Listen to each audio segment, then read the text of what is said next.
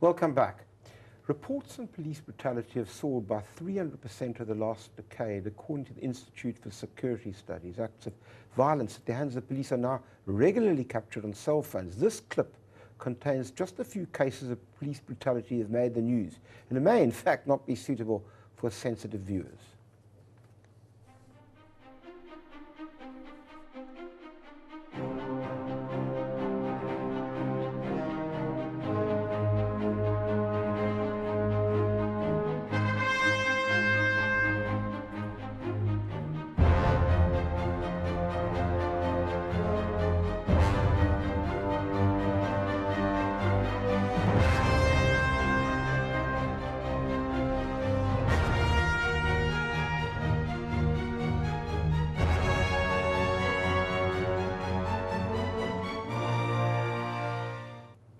Annalize, can I just ask you, Sure. I mean, there have been consistent allegations of police brutality, and it's undeniable that there are. I mean, we just know. How do we deal with that? How does your party propose to deal with that? First of all, I think one of the things that we need to do is that we need to understand, has it really gone that much up, or is it a question of people being more aware of it? Camera phones are more readily available, so these things come to the front. Every single one of those are one too many in my book. Yes. There's no I'm question pleased you about said that, so we can get that out of the way. No, yes. absolutely. Right. I do think that we need to look at the pressure that our police officers are under as well. It would be completely unfair of us just looking at the one part of it. And especially when you look at public violent protests, protests that turn violent. Some of these officers really work like for 48, 72 hours non-stop dealing with this issue. Are they getting the necessary support once they get out of that situation? Well, that's from the police too. That's what I'm talking about. That's exactly what I'm talking about.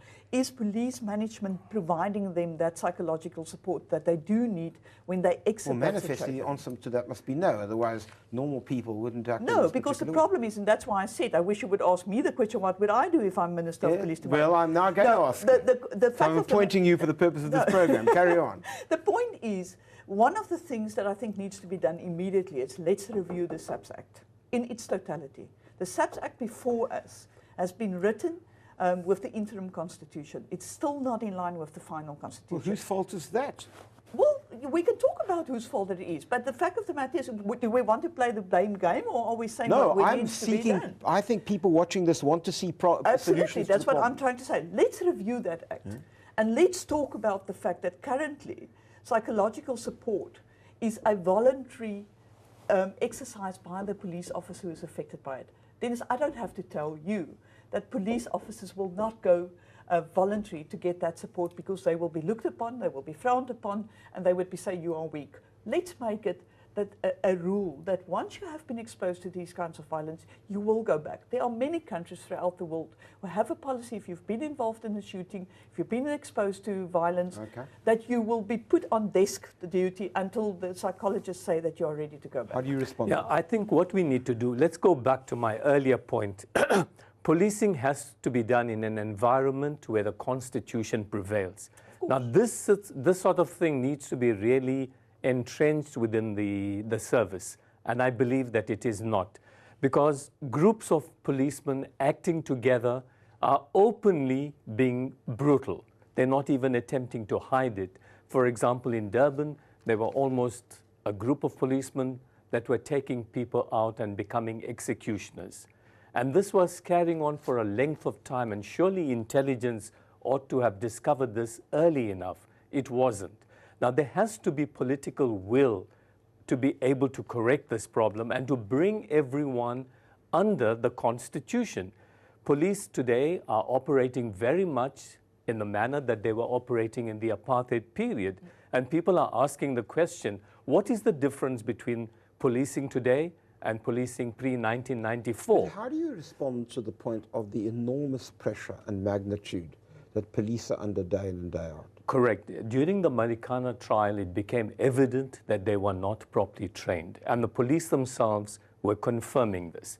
Now, if you do not provide people with training, and if you consider that there are hundreds of protests now requiring police to deal with them, surely shooting can't be the answer. They have to be equipped.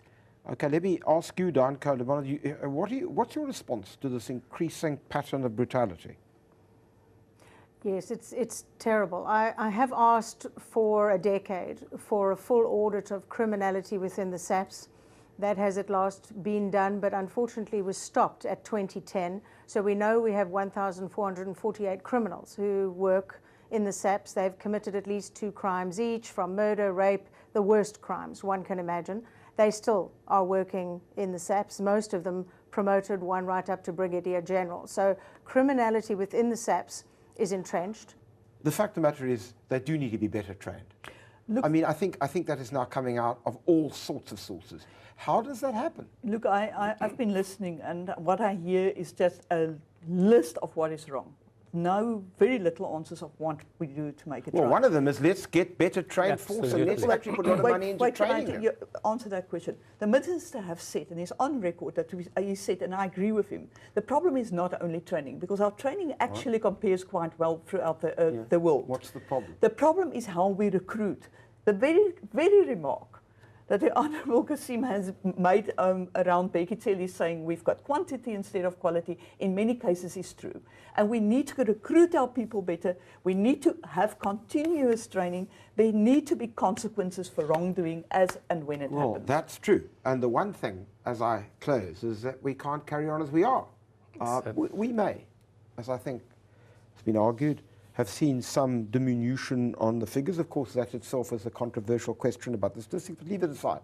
It's in nobody's advantage to have the present situation continue. Nobody should be happy, as I'm sure most aren't, by living in frightening circumstances. And I, for one, do not take lightly the kind of accusations that are made about this country being a failing state. It is a terrible, terrible burden that's thrust on us. It's unfair, but this is a problem. It's a major problem. How are we going to solve this problem? How are we going to bring peace and tranquility and stability to all areas of South Africa? Well, you've heard some of the debate. Judge for yourself. Goodbye.